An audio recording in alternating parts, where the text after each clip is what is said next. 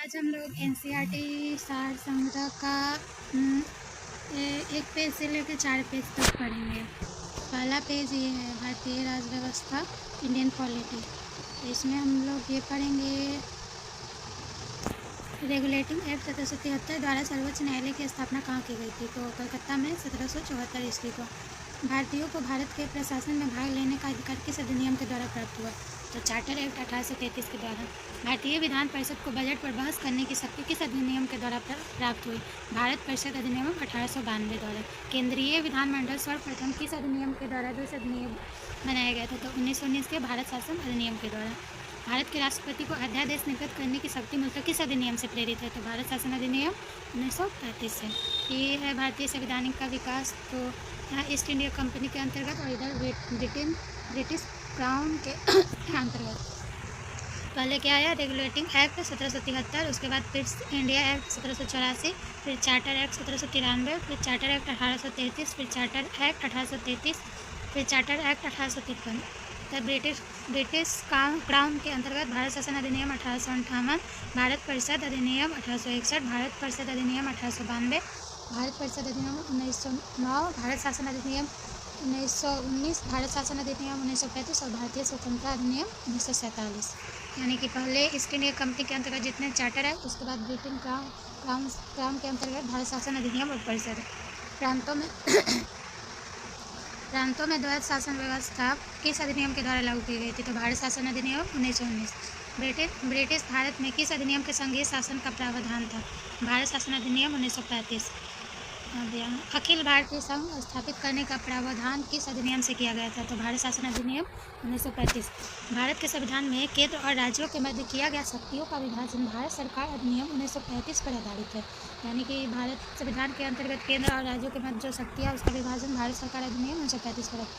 एक निर्वाचित संविधान सभा द्वारा भारत के संविधान का निर्माण करने का प्रस्ताव किसके द्वारा दिया गया था? तो क्रिप्स मिशन के द्वारा। भारतीय संविधान का गठन किसके अंतर्गत किया गया था? कैबिनेट मिशन 1946 के अंतर्गत। बताइए कैबिनेट मिशन में कितने लोग आए थे?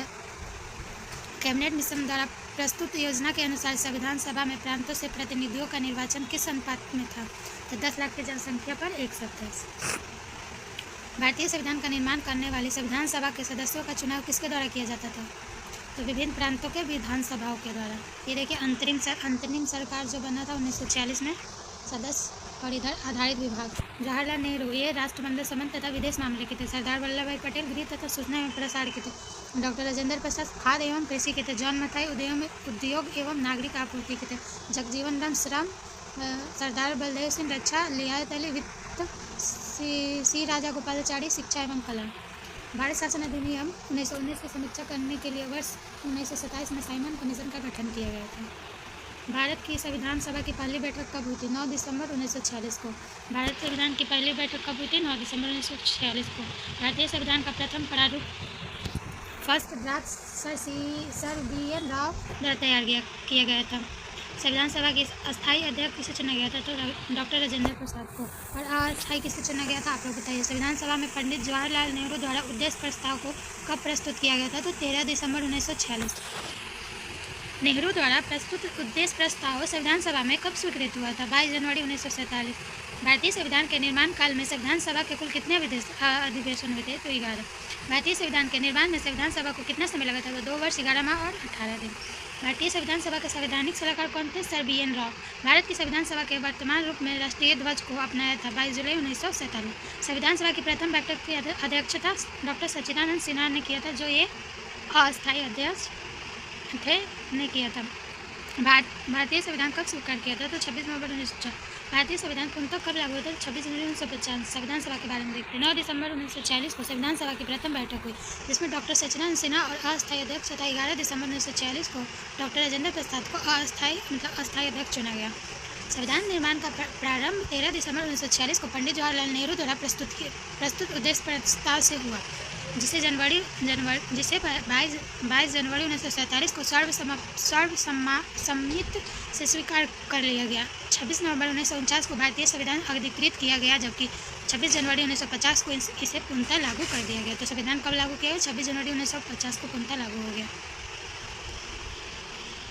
26 नवंबर 1949 को भारतीय संविधान के किसके द्वारा अधिनियमित किया गया था? तो संविधान सभा के द्वारा। जन गण मन को भारत के राष्ट्रगान के रूप में कब अपनाया गया था? तो 24 जनवरी 1950 को। भारत सरकार द्वारा अशोक स्तंभ को राष्ट्रीय चिन्ह के रूप में कब अंगीकृत किया गया था? तो 26 जनवरी 1950 को। संविधान सभा की सलाहकार समिति के अध्यक्ष सरदार वल्लभ भाई पटेल थे। संविधान सभा की सलाहकार समिति के अध्यक्ष कौन थे? सरदार वल्लभ भाई पटेल थे। संविधान सभा की झंडा समिति के अध्यक्ष कौन थे? डॉक्टर राजेंद्र प्रसाद थे। संविधान सभा के झंडा समिति के अध्यक्ष डॉक्टर राजेंद्र। संघ शक्ति समिति पंडित जवाहरलाल नेहरू प्रमुख समितियां उनके अध्यक्ष थे होंगे। तो संघ शक्ति के समिति के अध्यक्ष कौन थे? तो पंडित जवाहरलाल नेहरू। संघीय संविधान समिति के तो पंडित जवाहरलाल नेहरू। प्रांतीय संविधान समिति सरदार वल्लभ भाई पटेल। प्रारूप समिति डॉक्टर बी.आर. अम्बेडकर। मौलिक अधिकारों को एवं अल्पसंख्यकों संबंधी परामर्श समिति सरदार वल्लभ भाई पटेल। प्रक्रिया नियम समिति डॉक्टर राजेंद्र प्रसाद। राज्यों के लिए समिति पंडित जवाहरलाल नेहरू। संचालन समिति डॉक्टर राजेंद्र प्रसाद। संविधान सभा के कार्यों से संबंधित समिति के अध्यक्ष कौन थे? तो G V. Mavalankar. Doctor B R. Ambedkar की अध्यक्षता में संविधान सभा की प्रारूप समिति में 6 सदस्य थे, जो कौन कौन थे? N Gopalaswami Ayyangar, doctor K M. Munshi, B L. Mitra. बाद में इनके स्थान पर एन माधव राघव आए थे क्योंकि इनका मृत्यु हो गई थी। अलादी कृष्ण स्वामी अय्यर, सैयद मोहम्मद सदुल्ला तथा डी.पी. खेतान। बाद में इनके स्थान पर टी.टी. कृष्णमाचारी आए थे। संविधान सभा के डॉक्टर बी.आर. अम्बेडकर की अध्यक्षता में प्रारूप समिति का गठन कब किया गया था? तो 29 अगस्त 1947। Doctor B R. अम्बेडकर का संविधान सभा में निर्वाचन किस प्रेसिडेंट से हुआ था? तो बम्बई प्रेसिडेंट से हुआ था 1947 से 50। पहले कहाँ थे? तो बंगाल से थे 1946 से 47। भारत का संविधान मूलतः 2 भाषाओं में हिंदी तथा अंग्रेजी में लिखा गया था और सभी सदस्यों ने इन दोनों प्रतियों पर हस्ताक्षर भी किए थे। यानी कि संविधान हमारा किस भाषा में? 2 भाषा में, हिंदी और इंग्लिश। अब संविधान के विभिन्न प्रावधान, उनके स्रोत थे। यानी भारतीय संविधान में मौलिक कर्तव्य का विचार किस देश से लिया गया है?